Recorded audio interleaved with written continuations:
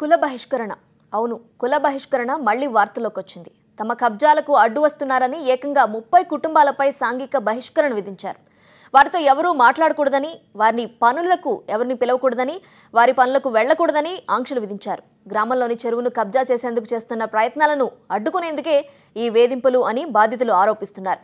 ఆదిలాబాద్ జిల్లా నిర్మల్ మండలం పాక్పట్ల గ్రామంలో ఈ అమానుషం చోటు చేసుకుంది.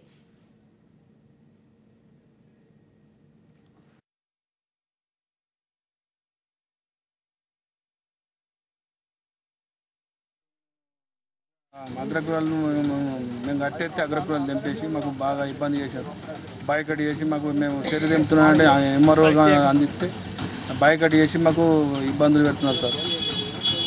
దయచేసి మీరు చర్య తీసుకోవడం. మేము కులం బహిష్కరణ చేసింది కాబట్టి మేము పోలీస్ స్టేషన్ పాల్వోసుడు బంధు కౌలుదారు ఉంటే కౌలుదారు పొలాలు కూడా గుంజుకున్నారు.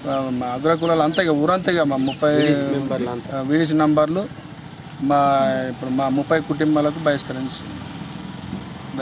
మీరు ఎందుకు వచ్చారు పోలీస్ స్టేషన్? బహిష్కరించాలని వచ్చిన కంప్లైంట్ ఇచ్చినాం.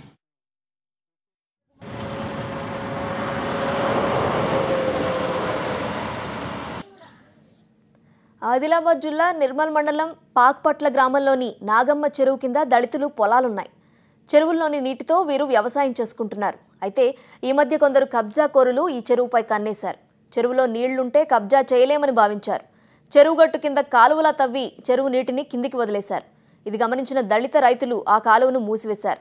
గతంలో కూడా ఇలా అనేక సార్లు జరిగిందంటూ తహసీల్దారు, ఎస్ఐ, డిఎస్పీ, ఎస్పీలకు లిఖితపూర్వకంగా ఫిర్యాదు చేసినట్లు చెప్తున్నారు.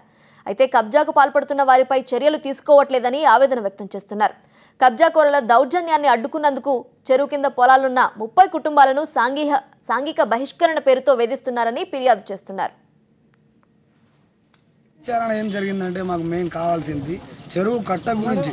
అలుగులోకి వెళ్ళే నీళ్ళు వెళ్ళిపోకుండా దాన్ని ఎక్కువ లోతు చేసి మీద ఉన్న భూముల వారు అలుగు తోడేసింది. దానివల్ల మేము డిఎస్పీకి, ఎస్పీకి, ఇన్స్పెక్టర్కు ప్రతి వాళ్ళకు ఇన్ఫర్మేషన్ ఇచ్చాం. ఎస్ఐ వచ్చి చూసి కట్టేయనని చెప్పాడు. మూడోసారికి అది కూడా ఎస్ఐ చెప్పింది. ఒకటోసారికి పట్టించుకోలే, రెండోసారి పట్టించుకోలే, మూడోసారికి వచ్చి ఎస్ఐ చెప్తే పనులతో కట్టేపించాడు. అది అయిపోయింది. రెండో విషయం ఏం చేసినంటే దీనివలన మాకు కుల బహిష్కరణ పెట్టిండ్రు. కుల బహిష్కరణ పెట్టి ఎస్సీ వాళ్ళకి ఓన్లీ ఎస్సీలలో మాది సింధుల ప్రతి కులాలు ఉంటాయి కాబట్టి ఈ కులాలన్నిటికీ తప్పించి ఎస్సీ వాళ్ళకి ఒక్కొక్కళ్ళకే మాల కులం, ఆ మాల కులానికి ట్రాక్టర్ బంధు, మేము పాలు పోయడము వాళ్ళు తీసుకోపోవడము, మాకు పోయకపోవడం వాళ్ళు తీసుకున్నా కానీ. అవి రెండో విషయం. ఇంకా ఏదైనా రాతం ఉన్న వాళ్ళు వాళ్ళని పిలుచుకపోవడం బంద్ చేసిన వాళ్ళు. అదేవిధంగా కూలి వాళ్ళని కూడా పిలవకుండా మరి మాకు వచ్చే వాళ్ళని కూడా వాళ్ళు బంద్ చేసిండ్రు. లేకపోతే మన తెలంగాణ రాకముందు తెలంగాణ రావాలన్నారు. తెలంగాణ వచ్చాకైనా ఇప్పటికి కూడా మా ఎస్సీలని ఎలాంటి మార్పు రాలేదు ఇప్పటి వరకు. గ్రామంలోని తమను సాంఘిక బహిష్కరణకు గురి చేస్తూ ఇబ్బంది పెడుతున్నారని, తమకు ఎలాంటి సౌకర్యాలు లేవని బాధితులు ఆవేదన వ్యక్తం చేస్తున్నారు. తమ 30 కుటుంబాలతో గ్రామస్తులు ఎవరూ మాట్లాడకూడదని, ఎలాంటి సహాయము చేయకూడదని కొందరు ఆజ్ఞలు జారీ చేశారని చెప్తున్నారు. కౌలుకిచ్చిన భూములను సైతం తిరిగి లాక్కున్నారని, ఈ పరిస్థితులలో మార్పు రాకపోతే తాము ఆందోళనలు చేపడతామని హెచ్చరిస్తున్నారు.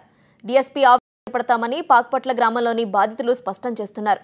న్యాయం జరిగే వరకు పోరాడతామని బాధితులు తేల్చి చెప్తున్నారు. మేము పొలాలు వేసుకునకుంటా తాపెకు అలుగు తెంపెత్తున్నారు. ముందు ఏంటంటే గంగా పారుతుండే, అచ్చేటి వచ్చినాయి, పోయేటి పోయినాయి, మేము పట్టించుకోలే. ఇయ్యోడు మాకు ఇబ్బంది అయింది. కాలం వల్లే మేము కట్టేసుకుంటే వాళ్ళు తెంపెత్తున్నారు. ఇక మేము చెప్తున్నాయి కదా, ఏంటంటే వాళ్ళు శ్రద్ధ తీసుకుంటలేరు. శ్రద్ధ తీసుకుంటే మేము పోలీసు స్టాఫ్కి పోయినాం, ఆయన కూడా శ్రద్ధ తీసుకుంటలేరు. యాడికి పోయినా మాది ఇంతే బతుకులు ఉన్నాయి, మా యాడికి పోయినా ఇంతే మాకు కాపులు ఇంత బాధలు పెడుతున్నారు. మా బాధలన్నీ తీసేటోదామని పోయినాము, పోయితే వాళ్ళు కూడా శ్రద్ధ తీసుకుంటలేరు.